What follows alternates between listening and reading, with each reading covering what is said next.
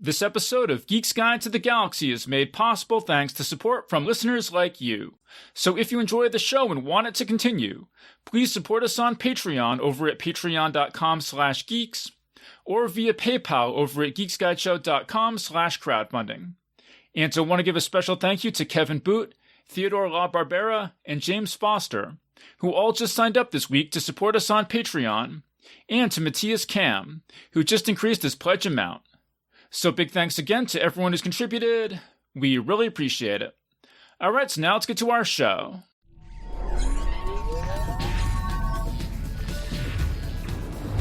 Wired.com presents The Geek's Guide to the Galaxy. And here is your host, David Barr Kirtley. Hello, and welcome to episode 528 of Geek's Guide to the Galaxy. I'm David Barr Kirtley, author of the book Save Me Please and Other Stories, which is available now on Amazon.com. We had a great conversation about the book back in episode 500, so definitely check that out if you missed it. And today's guest is Veronica Roth, who you may remember from our feature interview back in episode 409, and it's our panel on the Best American Science Fiction and Fantasy 2021 back in episode 492. She's the author of books such as Chosen Ones, Carve the Mark, and The End and Other Beginnings, and her best-selling Divergent novels were adapted into a series of popular films starring Shailene Woodley and Theo James. And in this interview, we'll be discussing Veronica's new novel Poster Girl, which was edited by our producer John Joseph Adams, and her upcoming novella Conspirator, a science fiction retelling of the ancient Greek play Antigone. And now here's our interview with Veronica Roth. All right, so we're here with Veronica Roth. Welcome to the show. Thank you. Thanks for having me back. Okay, so your new book is called Poster Girl. So how'd this book come about? Well, I think so far my adult works have been about kind of what happens after the stories that we have already been told. So Chosen Ones was about, 10 years after a group of teens saves the world. And Poster Girl is about after the fall of an authoritarian regime. So I had that kind of concept in mind, just writing a sort of post-dystopia. I thought that would be interesting, but I didn't have a story until I figured out the main character, who's Sonia. I wanted her to be not a typical hero figure, but to be someone who's kind of guilty, complicit in the authoritarian regime that fell, and struggling with how she understands that and kind of how she's been manipulated by the system and all that. So I think once I figured her out, the concept of the story came together. Why don't you explain the title Poster Girl? What does that mean? So the way that she is kind of complicit in this regime is that she is the literal face on the propaganda posters. She's about 16 when she agrees to do it, and her face is plastered pretty much all over the city. So she's essentially famous, or infamous, I guess. Yeah, it sort of reminded me of Big Brother is Watching You from 1984. Is that sort of what you were thinking of, or? Well, I think, mass surveillance isn't really new to dystopia, but so certainly, yes, I was influenced by like the whole history of dystopia and You're Being Watched. But I was interested in this story in exploring a kind of voluntary mass surveillance, because we usually kind of think of it as something that's imposed from without. But in this case, it's something that everyone in her society, not everyone, but that people are kind of excited about, because the surveillance device is an ocular implant that serves kind of as like a smartphone would. It can give you access to information about the world around you. It can help you play music. You can watch a movie with a friend. Like, it's a very friendly feeling device, but the way that it's used is sort of, what makes it so problematic. So that was kind of my new take on mass surveillance. Obviously, it's very close to how we currently use our devices. So that made it appealing for sure. Was that a challenge, telling the story from the point of view of somebody who kind of grew up liking this surveillance state? I guess not, because that's kind of how I feel. I felt like I identified with her in that. I mean, I carry a smartphone everywhere. I'm more paranoid about it now than I was before I wrote this book, because I've researched all the ways that it's used and how our data is used. But I, grew up like wanting and craving these devices to make me, not like cool, but like on top of the times, like with each new iPod, like, ooh, the scrolling wheel has no clicks now. Ooh, the buttons, like, so I think for me, it felt very close to my reality. Yeah.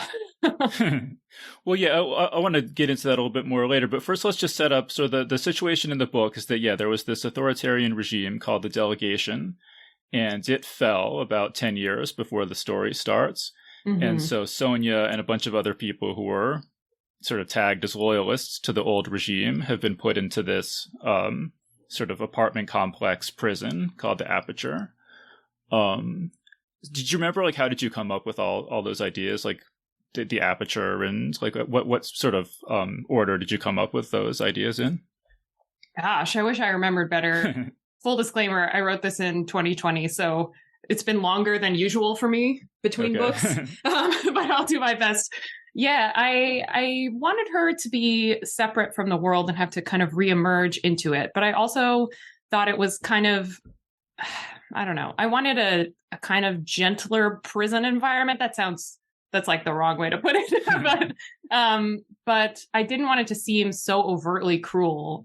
They kind of build a whole society in this like single block of the city, and form a whole different world there. And that was interesting, from a world building perspective, building the world inside and then the world outside, and kind of showing the contrast between them. So I think that's what made it most appealing to me, is that there's a kind of feeling in the book that some of the characters feel like, I don't want to leave here. I want to stay here in my own created universe, and I don't want to have to deal with the world outside, which has changed. And then there's Sonia, who is forced to contend with what's happened outside the walls and to figure out what her place in that world could be, if any. So I think that's where that came from, but I don't remember, to return to your actual question, I don't remember what order that came in. I think it's almost like everything happened at once with this book for some reason. Well, so the Aperture, it's this, yeah, like I said, it's this sort of complex of apartment buildings, and there's this sort of X of roads, and then there's these tunnels between the different buildings. Is that just all out of your imagination, or does that resemble any place that you've lived or heard about, or? No, not really. I mean, I think I did write this, a couple months after the pandemic, when everything, not after the pandemic, but after lockdown, when like everything into the pandemic, a couple months into the pandemic. Yeah. Yes. So we were only just like kind of re-emerging a little bit when I was writing this, but it was before the vaccine. So I think everything felt very contained, and I think that's why I ended up with these 4 buildings, because they felt like their own distinct units that like people could move between, but they had their own personalities. I almost felt like that's what we were living in. If you live in an apartment building during the pandemic, it's kind of that's the feeling of it. You feel like this claustrophobia was appealing for some reason. Have you been in an environment like that, where like everybody, like a dorm or something, where everyone knows each other, and like was that drawn from any experience at all? Yeah, I mean, I think in college it was like that. I lived in dorms for 3 of my 4 college years, and also, in my early adulthood, I always lived in an apartment where you end up getting to know, who does their snow shoveling on time, and who's growing plants, and who's always smoking weed on the porch, like all those personalities become real to you. And I always loved that kind of environment in a certain sense. I mean, apart from the like inconveniences of living in an apartment building, like people like broom handling your floor if you do too much jumping jacks or what, whatever, like those things aren't great. But the communal environment, I think, especially in science fiction, has always been appealing to me, like Generation spaceships and stuff like that. So, yeah. So when you were like sort of imagining the Delegation, did you do anything to make it seem more appealing, or is there anything about that life under the Delegation that seems appealing to you? Well, I think it's supposed to kind of reflect what's happening now, only things are more overt. So like right now with your smartphone, not to put on my tinfoil hat, but I'm not. Like the government can buy your data. Like it's happened. Like I think our government purchased app data from a Muslim prayer app like a couple of years ago, and there were articles about it, but people didn't seem as like upset by it as they probably should have been. just because it creeps me out to think that they like people can follow you wherever you go. And right now, most of your data is purchased by companies to better sell you products. But that's creepy and unsettling. But if all of that was on the surface, that would be kind of what the delegation was. Obviously ramped up a bit with the behavioral. They do kind of a social credit system, a little like what's happening in China now, but a little more like, I think, what social media does, especially during the pandemic. So this isn't a distraction. I'm vaccinated and boosted and have always complied with mask guidelines and stuff. But on social media, for the first part of the pandemic, it was like you posted a mask selfie and then you posted a vaccine selfie. And it's just every time you socialized, you had to like disclaimer, like, oh, we're sitting 6 feet apart. Oh, we all got tested. Like you felt like you had to report on your own behavior to receive particular rewards, or at least to avoid negative repercussions. And I think seeing all of that happen was a little amusing and also a little disturbing, because it's like, okay, well, now I'm volunteering to be monitored by the people around me who I'm supposed to be friends with. So it's just it's an odd behavior. So I think the delegation feels like reality on steroids to me. And so there are appealing things about it, because there are appealing things about the way that we live now. But there are, unappealing things too. Well, and I mean, there are appealing things about being graded or judged if you're getting good grades. I mean, like, Sonia kind of reminded me of sort of a straight A student, who likes going to school and likes getting grades and stuff because she's getting straight A's, basically. Yeah, and that's a good point, because I was definitely like one of those students. I love to be like rewarded in school, and I was always good at tests. So I think I was always well behaved. So I think there's part of that's like, it's appealing to know that you're doing the right thing and you're doing everything that you're supposed to be doing to a certain type of personality. Yeah. And lawful good. Yeah, definitely. Yeah. Shout out to the D&D fans. Yeah. Because she'll, in a couple of conversations in the book, she defends this system in ways I thought was kind of interesting. So like one of the things it says is, now those small choices, posture, the length of a stare, the activity one chooses to pass the time on the train, are empty of value, and the people are ruled by whim instead. So there's kind of this sense of, there's been this loss of structure or meaning.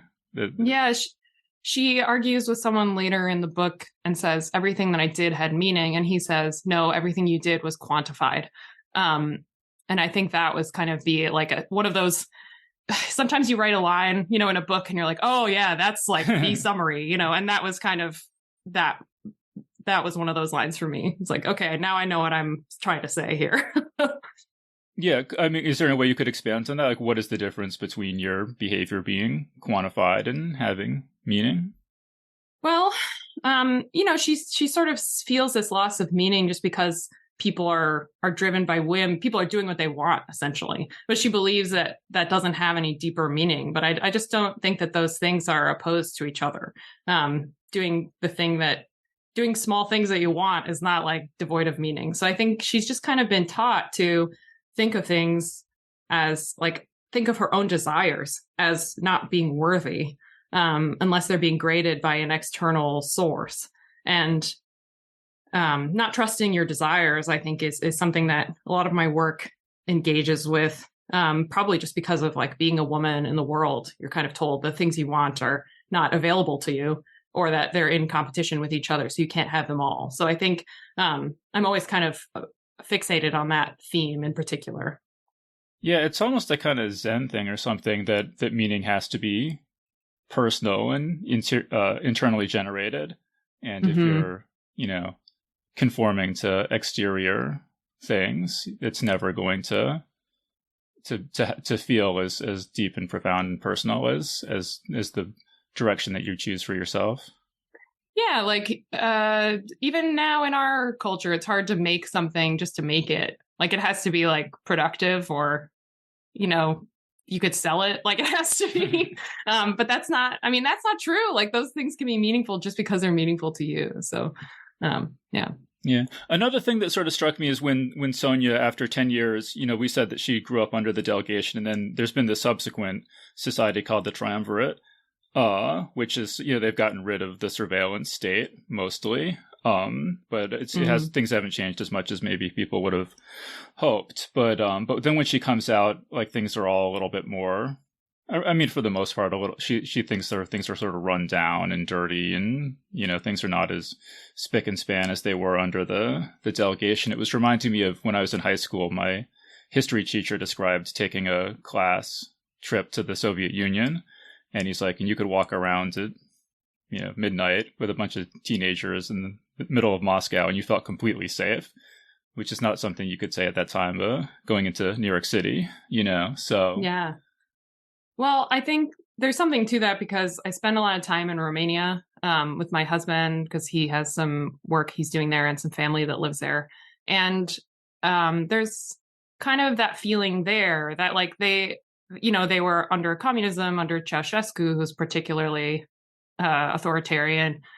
And I don't know if it was like neater and cleaner there under his reign, but certainly in the aftermath, the government that replaced him, while better, is still like rife with corruption, and there are regularly protests, which that's progress in itself that they can protest now. But so it's just that the regime that replaces the highly efficient tyrannical one is maybe a little bit scattered and messier because it's trying to recover from the intense control that the society was under before. So it's not, I don't know, like Sonia scorning the lack of order is a little bit funny to me because it's like, well, I think the people would prefer disorder to this like constant monitoring. But, she's obviously like still kind of drinking the Kool-Aid, so to speak. But I think my experience in Romania, just seeing how it's bounced back even in the 10 years that I've been going there. Like when I first went there, there was a Starbucks and that was very exciting to everybody. And now like you can find lentils in the grocery store, which is very exciting. And you can find like a variety of hair products and like there are a diverse range of people there. Whereas when I first went there, it was like ethnically homogenous. Anyway, it's just very startling to see a place change so rapidly in the aftermath of a regime change. Yeah, it's just interesting to me that there's always, under any system, there's always going to be people who benefit and people who don't benefit. And then the people who benefit when things change, there's always going to be things that they can look back on fondly, even if from an objective standpoint, it was really, really terrible in the past. Right. Like even now, if you go to kind of like the Christmas market in Romania, they sell like little magnets with Ceausescu's face on it. And this man was brutal and horrible, like to a lot of people. But there are some people who still like kind of crave, they have like communist nostalgia, because for them, it maybe wasn't so bad during that time. Maybe things were even better. But, for everyone that benefits, there's somebody that doesn't. So, yep. Yeah. So do you think that would the book be a lot different based on if you hadn't ever gone to Romania, or did you just do a lot of research and these sort of authoritarian patterns kind of crop up?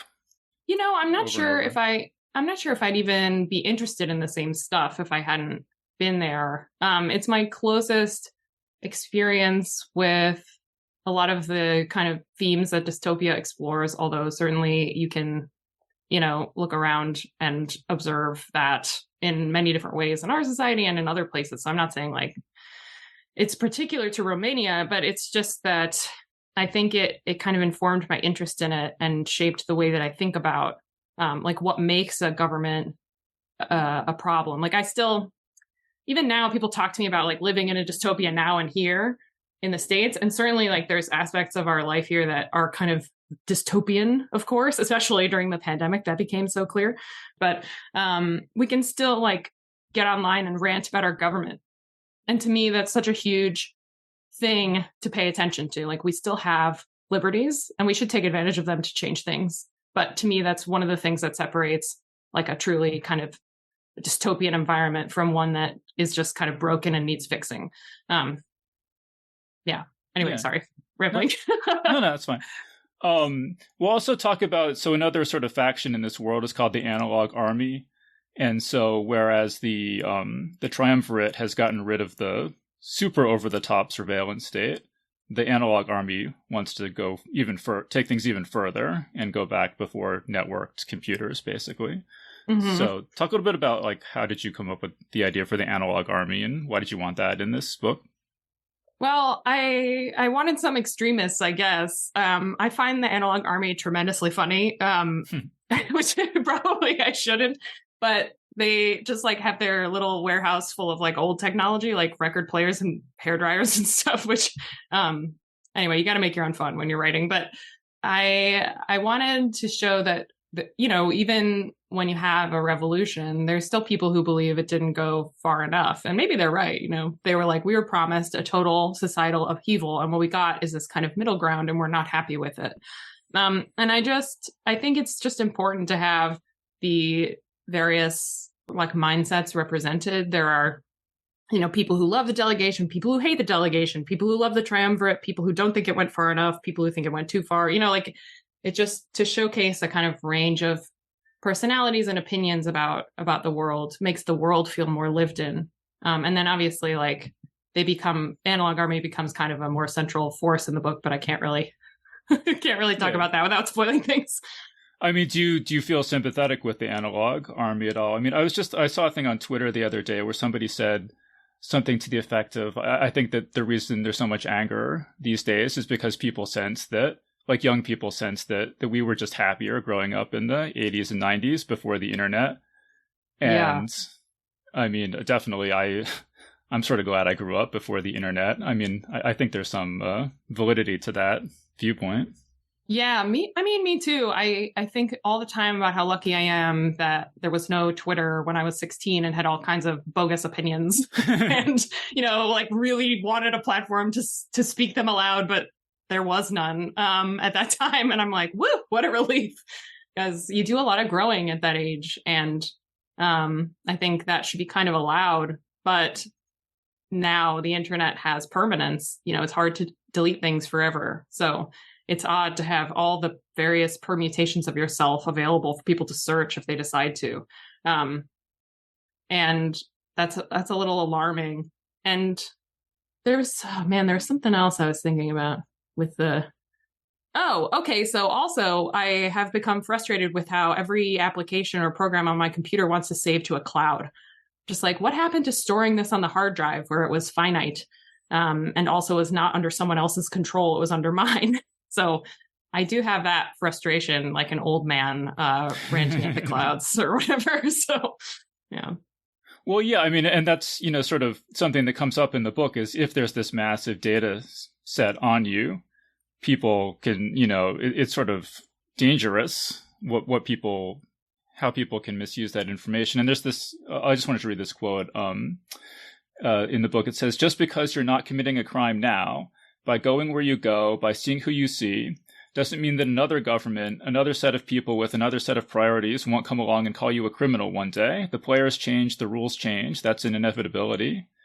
And there is this thing now, some people call it offense archaeology, where, you know, you want to take somebody down and you'll just go through their entire Twitter history or their entire podcast history or whatever, every interview they've ever given, looking for that one thing that was sort of an ill-judged comment or maybe was sort of normal at the time but has since become frowned upon, and just make it as if that's the whole of their identity is that one thing that you can use against them.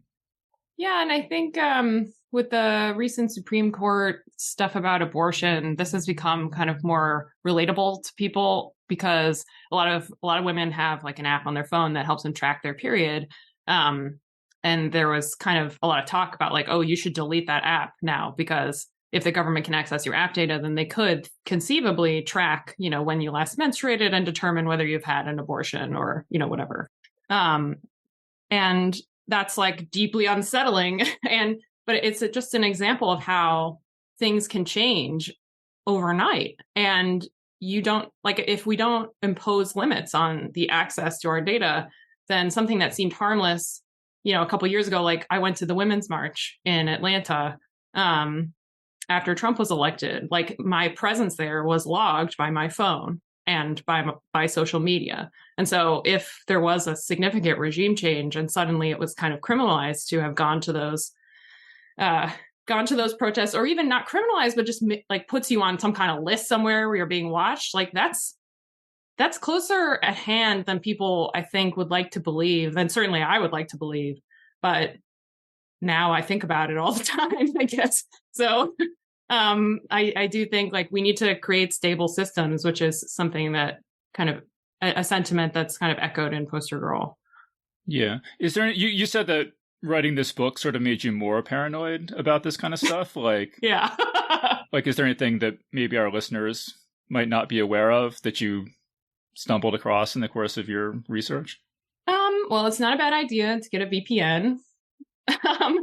That's one thing. I don't activate Siri. I don't want my device to be listening to me all the time. I don't own an Alexa or anything like that. Apparently, I learned yesterday from a different interview that that Instagram, like you have to disable the microphone function, otherwise it can just record you all the time. So it's like you have to opt out of it. I don't know how to yet, but I am going to research that today.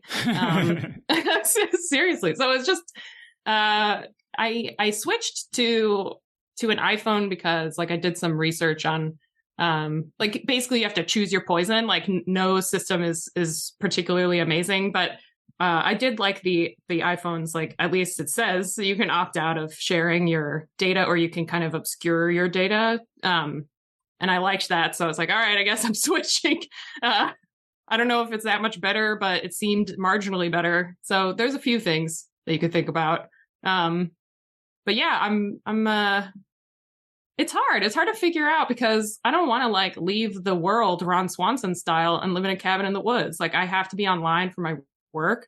And I also, I want FedEx to tell me when my packages are coming. Like I really do. So I just think we kind of have put this on the user to find ways to like keep creeps out of your data. But I think that really shouldn't be our responsibility. Like it should be protected on a grander scale. But I haven't quite figured out what to do about that opinion yet. Yeah. Well, so you say you've been doing other interviews for the book. Like what kind of, what have people sort of been asking you about or been sort of focused in on in the book? Oh, I don't know. I mean, I took a 6-month social media hiatus to write it. So I've been talking a little bit about what that experience was like psychologically. As someone who's very active on social media, it was very strange beneficial, I guess, or I would assume. Yeah. Oh my gosh. I got so much done. First of all, I was just so creative during that time, but also it kind of broke my addiction to social media in a way. Like some of it's returned, but I don't doom scroll anymore, which is good. If you know what, I'm sure you know what doom scrolling is. But, yeah, I mean, you could explain, I guess, for listeners if it's just like when you have nothing in particular, no information in particular you're looking for, you're just scrolling your feed, and since most of the things are going to be negative or designed to make you angry or something, it's just this sort of like endless process of scrolling and getting more and more hopeless or depressed. Yes, I read a study about how it works too, and I wish I had memorized the exact like cycle of it, but it's people, especially with depression and anxiety, go on social media to upregulate their mood because they're kind of like hunter-gatherer style, like seeking dopamine boosting like things. Like we love to like search for stuff and find it. But then social media does not upregulate your mood. Like it doesn't make you feel better. It makes you feel worse. But then you keep scrolling because you're kind of like holding out hope that like you'll feel better, but you won't feel better. It's awful. Yeah. I wanted to ask, I mean, speaking of writing this during the pandemic, you say in the dedication, it says, to Tara and Trevor, hosts of the pandemic Oasis, where I wrote this book. Like, what is the story behind that? So so it was like post-lockdown, things were in Chicago, things were opening up a little bit, and me and my husband and my dog took a road trip across country from Chicago to Los Angeles, and we spent 2 months with his brother, Trevor, and his brother's wife, Tara, and lived in their house for 2 months. Because, when you're in the Midwest, like right before winter sets in and nobody is going, like no one's hanging out inside still, like it's a little, we were lonely. So It was nice. But we took the RV because, we wanted to not bring COVID to them at that time when it was so scary still. I mean, it's still, there are aspects that are scary now, but it's a little less scary now. Anyway, so yeah, drove cross country. It was pretty amazing. Yes. And so you said that was a 6 month, wait, that was a 6 month period, did you, or you said you were off No. social media for 6 months? Yeah, I was off social media for 6 months and started there. We spent 2 months there, and that's where I wrote kind of the bulk of the draft. I didn't finish there, obviously. Like, it takes longer than 2 months for me to write a book, but I wrote so much of it there, and so much of it was kind of conditioned by the conversations I had with them there about the hiatus. And yeah, I was there. I think it was October and November of 2020. Mm. I mean, because that is a pretty, still like 2 months to get the bulk of the writing done is pretty good. I mean, but this is a shorter book, right, than your other ones? Yeah, this is the shortest book I have ever written, which is wild. I mean, it's still like 90,000 words, so it's not that short, but it just required a little less time to do world building, I think, because it's so close to our reality. In some ways, like, there isn't a new planet with new plants. There isn't like a magic system that needs to be built. Like, it's pretty grounded in terms of, on the big spectrum of genre fiction. Well, because I saw that you had a short story collection come out, so I was wondering if that experience of writing short stories sort of inspired you to try writing more shorter stuff. Well, the secret is that I'm always trying to write shorter, always. And I just rarely succeed. But this story was originally conceived of as a novella, and I expanded it. So I think that factors into why it's like a different length than my other work, because I kind of tried to flesh out something small instead of trying to pare down something big. And it turns out like that might be a good approach for me, because I think the process of doing that was a lot more joyful than trying to like cut out ideas, So who knows? I mean, I really love novellas, and I've heard people say, people who know what they're talking about, say that the novella is the perfect form for science fiction because it's long enough that you can, really, you can explore a single idea well, but you don't have to add a bunch of other ideas. You can, it's sort of short enough you can focus on one idea, but long enough that you can do justice to that idea. Yeah, I think novella and novelette are like really excellent for sci-fi and fantasy. I do read a lot of novellas for that reason. It does feel like a really good format. I mean, because you have another book coming out in February called Conspirator. Yes. Which it looks like it's like 123 pages or something. Yeah, it's a sci-fi retelling of Antigone. Comes out in February. So that's even more. Is that a novella or? Yeah, it's a novella. Yeah. So I'm excited for that. So how did you get the idea for that one? Well, I love Antigone. It's really the answer. I was talking to a friend about retellings and how many I was seeing. And it was one of those things where, you're like, oh, well, retellings are cool, but I don't think I'll ever write one. And she was like, yeah. And then later that day, I was like, but if I did, it would be Antigone. And she was like, well, do it then. Jeez. So that's really how it came about. So why did you think you would never write one? I don't know. I felt kind of like it's oppressive to take on someone else's like outline and someone else's idea and have to like decide to what extent you're going to be faithful to it, especially to a work like Antigone. It's a legendary like play that's a part of our canon for a reason. Like, I really think it's amazing. And it's very daunting to think about like taking it and doing something else with it while still preserving enough of it to make it feel like a retelling, because you could change everything about it and call it a retelling and people would be like, what? So just figuring that out, I think just felt really exhausting. But then I found a new joy in it. And I think it worked because it was a novella. Like, I didn't have to live in it forever. I lived in it for a few months and I don't know. And it also provided an existing structure, which was very appealing to kind of follow the same logical flow as the play. Freed me to explore other things like world building and like character when I didn't have to figure out the plot because the plot was already like basically set. So I frequently tell myself I'm never going to do something. Like with Poster Girl, I said, oh, I'm never going to write a mystery. And Poster Girl is a mystery. So I think I say that because I'm like, I know I'm going to, and I'm not ready to do it yet. Yeah. Yeah. Well, I think it's interesting how our relationship to retellings has changed over time. I mean, this is what scholars tell me anyway, is that, in the sort of in the Middle Ages, or I guess in the modern period, we value the future and novelty and stuff, and so people tend to exaggerate how original and not inspired by anything else, to downplay what their inspirations were. But in the past, they in the Middle Ages and like in Shakespeare's day and stuff, that they valued the past, and so people would come up with their own stories, and they would actually make up false histories. They're like, this is actually a retelling of an ancient play or something, when it wasn't, because that's what got you respect back then, and then that kind of flipped. So I've always thought that was kind of interesting. Yeah, now it's like we are kind of doing the same thing with our constant rebooting, and if you can pitch something as a retelling, it's like, oh, people trust it more because they already know what they're going to get.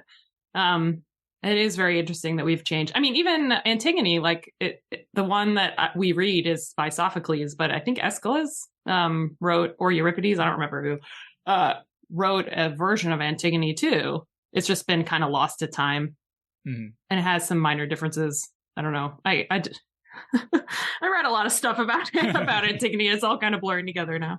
So why do you love Antigone so much?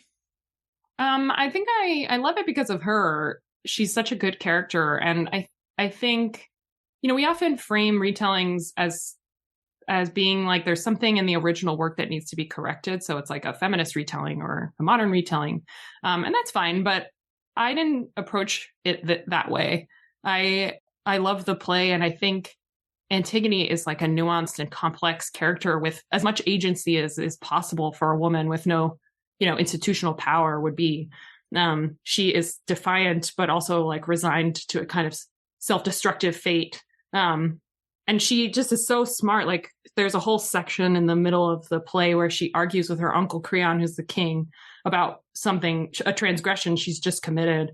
And her arguments are really wonderful and sound. But she also knows that she's sort of defeated. Like she can only die for what she believes. That's the only power she's been given, and she takes it. I don't know. I just find that whole character to be fascinating and wonderful. And so that was the appealing part of it, is just maybe I can capture some of that a little bit.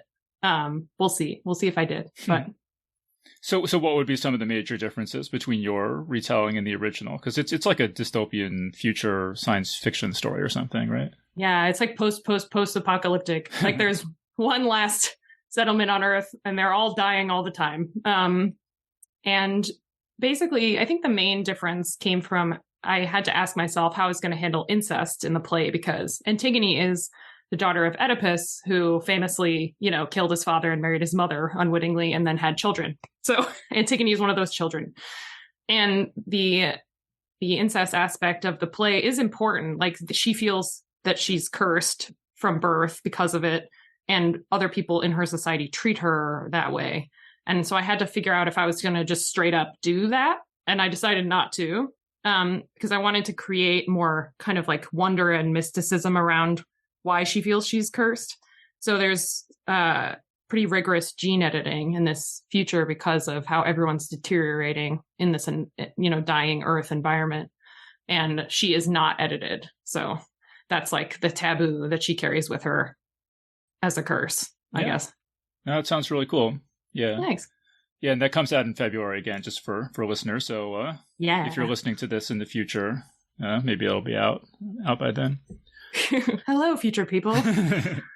And actually, speaking of and I like to think of myself as fairly well read when it comes to fairy tales and stuff. But in Poster Girl, it mentions these two that are kind of new to me: Vasilisa the Fair and Svyatogor atop his massive steed. Oh yeah. So Sonia Condor is like a Russian name. So she's like origin Russia, although in this society they kind of have anglicized everything. So her name like comes at a cost, but that's a totally separate issue.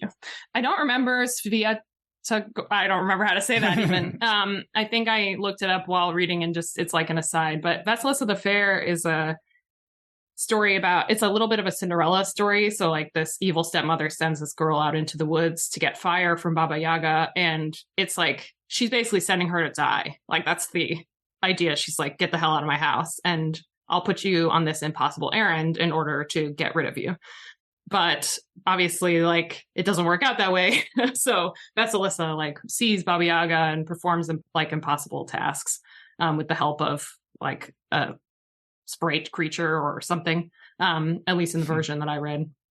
So the reason it's referred to in Poster Girl is that she is given this task of finding this missing girl who is like taken from her family by the old regime. And so it's been 10 years since this girl is displaced. And she's like, how am I supposed to find her? Like, you're obviously giving me this task that I'm going to fail. So it's just an excuse to say you offered me some mercy and I couldn't like keep up my end of the bargain. So it seemed like a good reference for this story. And is that a story that you just came across in your research, or something you heard as a kid, or? I don't know why I read it, to be honest. I do love Slavic folklore. I am Polish, so maybe that's why. And I did read a lot about, maybe it's because of Chosen Ones, because there's a lot of folklore referred to in Chosen Ones as like part of the magic that exists in the world of that book. And I read about Koschei and his needle because of like one of the objects in Chosen Ones. So it's possible that I read about this one at the same time, because, once you're looking up one thing on the internet, you're inevitably reading about like 20 other things that have nothing to do with it. So, yeah. Yeah. Well, yeah, speaking of Chosen Ones, was, edited by my good friend John Joseph Adams, who also edited Poster Girl. So can you talk about like, what was it like working with John on Poster Girl? Did you have any suggestions or anything? Well, I feel like Chosen Ones was way more up John's alley in that it had a lot more world building. Poster Girl, like, he was so great, but it was also, I was like, I'm so sorry I didn't give you something that plays to like the things you love most. but yeah, it was great. I mean, it was a shorter and tighter book, and so it didn't require as much editing as Chosen Ones. But yeah, I don't know. I love John. He always finds the things that I'm not thinking about. Like, he was very specific about a lot of the technology stuff. And I'm trying to remember what, like, there's a part where she didn't, like, a hard drive is destroyed kind of automatically, and he kind of helped me develop how that needs to happen, because I never thought about it. I was like, I don't know, just delete the data. He's like, that doesn't work. You have to blow it up. I was like, okay, got it. So there was stuff like that he always keeps his eye on. But, yeah. I was actually wondering, because Sonia repairs like radios and stuff like that, and there's people throughout the book who kind of collect and repair different things. And I just went back and listened to my first interview with you, and you said in passing something about your husband setting up speaker systems or repairing speakers or something like that. I was just wondering if there was any that inspired any of the characters in this book in any way. I mean, I think it does. I like watching him do that stuff. He's really good at fixing things and understanding how things work. I think I admire that so much in a person, that kind of resourcefulness. I do not have any of it myself. So it was a little bit tough to figure out how to describe Sonia fixing a radio, because, like, I don't know how to fix a radio, but I did, I know a little bit about wires because I've seen my husband, like, solder them in our living room and stuff. So yeah, that was definitely a part of it. It's just something that I think I admire about people. It's something that people teach themselves, which seemed useful to Sonia. It's not something that she's naturally good at. She just is trying to find a way to be useful. And so she fiddles with things. And also, now that I think of it, I think your husband is a photographer and Alexander is sort of a frustrated photographer or something. Yes. Yeah, I know. It was sort of embarrassing to give the draft to Nelson, my husband, because I was like, I swear, he's not you. It's just a hobby. But I do think photography is important in this world, because pictures of the past, and they're kind of like a secret language, and they communicate something to the person viewing them. So I think that's kind of why Alexander gravitates toward it. Mm. You say in the afterword, you thank Courtney Summers for encouraging me early on to be brave and do what this book really needed. So what was the bravery aspect? Oh man, you have like a laser vision for this kind of stuff. But anyway, yeah. So Courtney Summers is an author. She writes very like heavy, risky books. They're YA books, but they're like sort of edgy for YA especially, and for books generally, to be honest. But I sent her like an early version of the outline of this book with two endings, and one was happier and one was less happy. I can't, say I can tell you I chose the less happy one because she was like, I don't think the way you've set this up that this is actually an ending that feels true to the book or feels earned. So you have to do this like scary, risky one instead. And, no one would know how to do that better than Courtney Summers. So I was like, okay, I guess I'm going to trust her. And I think it shaped the tone of the entire book, that choice. So I'm grateful to her for that advice. So did you write the happier one first, and then you're like, maybe this is a little too happy, and then you wrote the second one? Or how did you end up with the two in the first place? It's because I wrote just an outline, so that I hadn't written any of the book at this point, but the outline, I was trying to figure out like how it would go from like the 3/4 point to the end. And I had an idea for it. And it just felt cheap to me. Like I felt the wrongness of it. And I was trying to make it work. And I was like, well, what about this other thing I could do that's like way more of a risk for me emotionally. And she was like, well, you have to do that. That's a great ending. And I was like, but I don't know that I can bear it. I remember saying that to her, like emotionally as the writer of it. Like, I don't know if I can live in that reality for that long. She was like, you can, you must. She's like, it's only 90,000 words. You can do it. Yeah. She's like, it's fine. You'll get over it. But it was good. It was also not as hard as I thought. I was just afraid of it. I don't know. It's hard to explain without getting more specific, but yeah.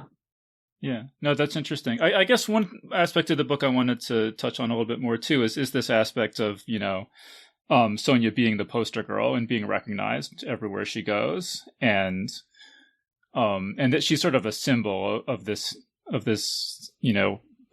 fallen, hated regime. And it was just sort of occurring to me that that's kind of, I feel like everyone can relate to Sonia, because it sort of seems like the problem that we have as humans is our tendency to see other people not as individuals, but as symbols somehow, somehow emblematic of some group or some phenomenon or some power structure that we like or don't like. And that I thought the book, sort of made me think about that a lot of just sort of the tragedy of seeing other people as symbols rather than as individuals. Yeah, and there's a moment when she's talking to someone and they say, like, careful, you're making me sympathize with you. I think she frequently, like, everyone calls her poster girl instead of by her name. And there's a few encounters she has where she kind of like forces people to contend with her as a human.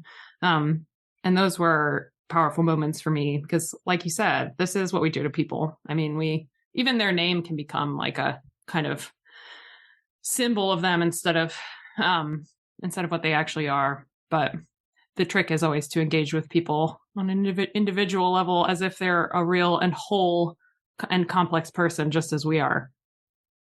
I mean, it's hard. I listened to an interview with you yesterday where you said that you felt like you kind of were treated like a symbol of YA, of the YA phenomenon or something, rather than like an individual person.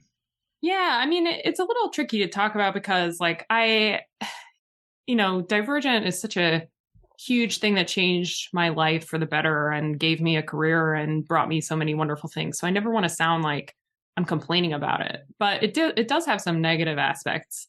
And I think, when YA was experiencing the kind of boom, like post Hunger Games and Twilight, which was when Divergent came out, a lot of people were very annoyed by YA, because it was just like everywhere and everything is a YA adaptation and like, ugh, and they didn't like the books. And I, in some places and by some people, I'm kind of talked about as like in particular ways that are very dismissive. And it's hard to see that because, like, I am just a writer trying my best to write the best books that I'm capable of writing at any given moment. So I always feel like, come on, it wasn't that bad, was it? Like, that kind of like attitude about it. But yeah, there have been some times that are a little frustrating, but it's good. It's Well, different that's why now. you take a 6-month hiatus from social media, right? Yeah, exactly. But I mean, mostly I took the hiatus to kind of reconnect with myself. Like, what do I do when I'm not posting on social media? Like, do I use my phone camera at all? As it turns out, not really. Yeah. I also thought this I wanted to read this part. This was interesting to me. Sonia says, or thinks, she's never been aware of her own expressions. On the day of the photo shoot, this is the photo shoot for the propaganda poster, she thought she looked soft and contemplative, but the result on the poster was a cold declaration. What's right is right. The text mirrored her expression. Even after over a decade, she's still startled by the discrepancy between her insides and her outsides, how no one can see the tumult of her. And I totally identify with this because I feel like on the inside I'm very enthusiastic and charming and stuff, and then a lot of at least I get a lot of feedback that my voice is totally without inflection and my face is totally without expression and stuff. So I don't know how to how people who just have expression filled faces how they came to that, if there's just a genetic thing or something, or if there's any if you can learn that somehow or something. But I don't know, I wanted to I feel Sonia in that Oh, I do too. I may not have the voice problem. I'm currently looking at the line of my voice on the screen, and I'm like, wow, I've got plenty of expression, like blowing out the audio at certain points. But I remember feeling that way. My mother was a model when she was younger. And so when I was a kid, she was always trying to like give us like for headshots for high school, she would like try and give advice like, you need to do this or do that. And I just remember getting the prints and being like, wow, none of what I was trying to do appeared on my face. Like I have no idea what my face is doing at any given time. And so I think that discrepancy between like how you feel and how you come across is something that like a lot of people can relate to, especially introverts. I feel like where you feel this like rich and complex inner world within you, and then externally people are like kind of a quiet person. Yeah. It's like, wow, what a bummer to be described that way. I just wish that there was a microphone that would make my voice sound the way it sounds inside my head to me. Like if someone can invent that would come in really handy.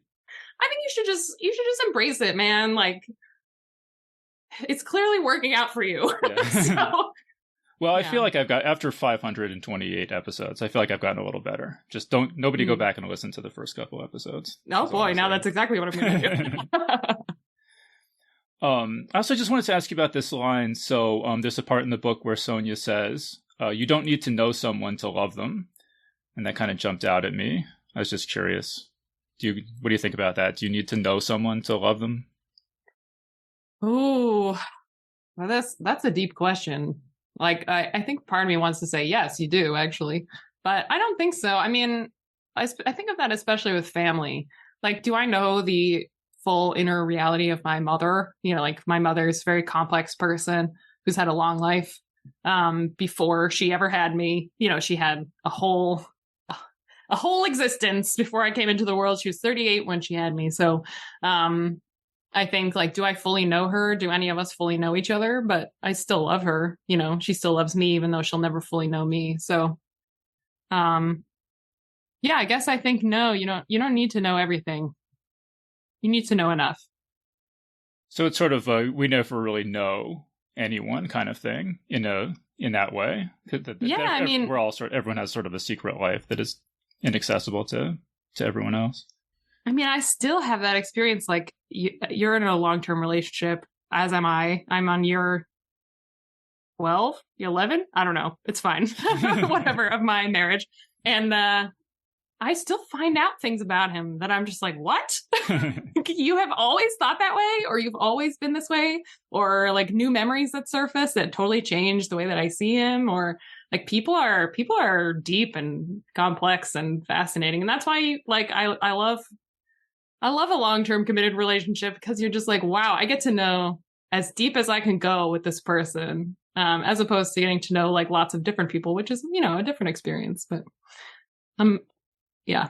Do you remember anything about why you had Sonia say that? Because it kind of made me think of like celebrities and where people just love them so much, even though they don't know them at all. But maybe like can you love a celebrity, or is that even if you've never met them, or is that just all sort of always an illusion? I mean, I don't think so. I think you love kind of the idea of the person, but I think she says that because that's the encounter she's having with her family. Like her family is dead at the start of the book. That's not a spoiler, but and she gets to know them through this investigation that she's trying to participate in.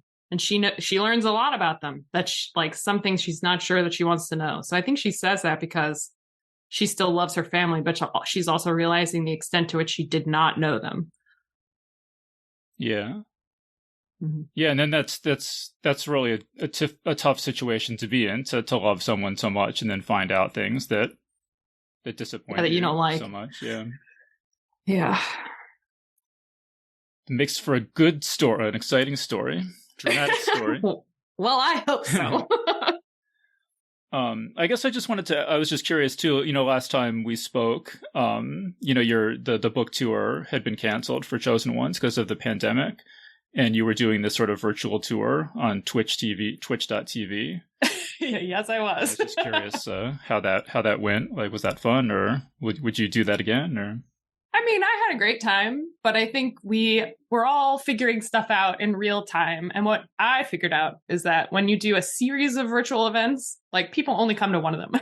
So the first one was like super well attended. And then there was diminishing returns like severely, which is totally fine. And now we've all attended like a million virtual events of whatever kind. So it makes sense why that would be the case. But you can't just replace a real life tour with a virtual tour is what I learned. So I'm really pumped. I get to tour for this book. So I leave next week and I'm excited to see readers in person again. It's going to be great. Oh, yeah. So how would people, like, what are some of your stops and how would people find out if you're coming to their city? They can go on my website, Veronica Roth Books /tour, I think is where it's listed. But I'm going to a lot of places. I'm going to, I think, 9 cities. So they can look there and find out. Yeah, I would list them all, but I don't actually remember what all of them are. I'm taking it like 2 days at a time right now. What's the first one or two? Well, the first one is in Winnetka, Illinois, so just a suburb of Chicago. And then I'll go to New York City, where I'll be at the Strand. Oh, awesome. So, yeah. I've been to a lot of events at the Strand. I used to live in New York, so I've been to a lot of events at the Strand. Oh, nice. Yeah, I've been to the Strand, but I have never done an event with them, so I'm excited. Yeah. All right, everyone check that out. And we're pretty much out of time, so do you have just any other final thoughts or other projects you want to let people know about? No, I mean, we talked about Arch Conspirator, so that's out in February, and I'll have other novellas that I'm working on in the future, and Poster Girl. That's it. That's all I got. Oh, actually, wait, I have one other question I wanted to ask. I heard you say in an interview, you said that increasingly, somebody asked you which faction from Divergent would you identify with, and you said you're leaning more toward erudite, and that you're feeling like curiosity. Increasingly, you're feeling like curiosity is sort of a very important quality for people to have. So I was just curious, what's happened? How that's going? Yeah, like what is making you feel like curiosity is more important than maybe you thought in the past or whatever? I think I underestimated the extent to which being curious about someone or curious about a thing can change the way you feel about it. So like I have a great example of this right now, actually. So last year, there were these big orb weaving spiders that were setting up these giant webs on either side of our front porch. So every morning when I let the dog out, I would go out and find these huge, beautiful webs, and the spiders were getting bigger and bigger. I am afraid of spiders, or I was, but I really loved watching their progress. So it was like a TV show that I was checking in on every day. And then I started to get curious about like what kind of spiders they are and how they work, and I started to learn about them. And then like fast forward to today, now I save all the spiders in my house in cups and like usher them outside, except sometimes I just leave them where they are. I'm like, okay, you can build a web there. That's fine. You're like out of the way. So I'm not afraid of them anymore because I became interested in them. So I think that's like kind of the power of curiosity in a nutshell. Like the more interested you are in something and the more willing you are to kind of meet it in a neutral way instead of in a judgmental way. Like, I think the more you can grow to love it, which is a little bit like if you've ever learned about mindfulness, which I've done for anxiety. That's kind of they have like a beginner's mind is a term that they have in mindfulness. And it's just approaching things like without preconceived notions of what they are and trying to like receive them in a more neutral or open-minded way. And the more I embrace that mindset, the more I know about the world around me, but also like the warmer I feel toward the world around me. So I love curiosity. It's like my favorite quality in a person. Yeah, I totally agree with that. I just feel like there's just such a problem, like an increasingly bad problem in society where people just hear things that they disagree with and they're like, oh, that must just be a bad person who said that. And it's like, really? Or like, and it gets to the point where it's like, oh, I guess like 90% of people are just bad people. They just say things I disagree with. And it's like, really? I think you should be, doesn't it make you curious, like how so many people disagree with you? Is it not just sort of too simple to think they're just all really bad people everywhere you go? I mean, so yeah. Yeah, I mean, what is sad. I mean, maybe they do believe that, but that's very sad to me. I don't want to live in that world. So I guess I'm going to try not to. Yeah.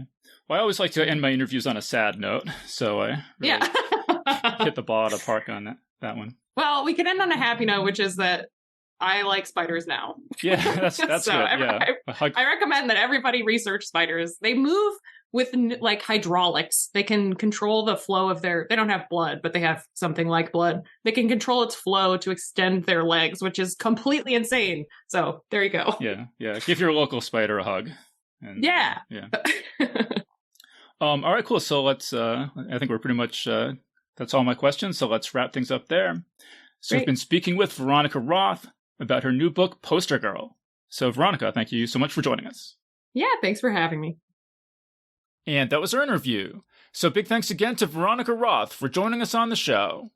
This episode of Geek's Guide to the Galaxy was made possible thanks to support from listeners like you. So if you enjoy the show and want it to continue, please support us on Patreon over at patreon.com/geeks or via PayPal over at geeksguideshow.com/crowdfunding. All right, so that was our show. So thanks everyone for listening, and we'll see you next time. The Geek's Guide to the Galaxy is a production of Wired.com. For more information about the show, visit geeksguideshow.com. To learn more about your host, visit davidbarrkirtley.com. Music and voiceover produced by yours truly, Jack Kincaid. If you enjoyed this program, tell your friends. If you didn't enjoy it, tell no one. Thank you for listening.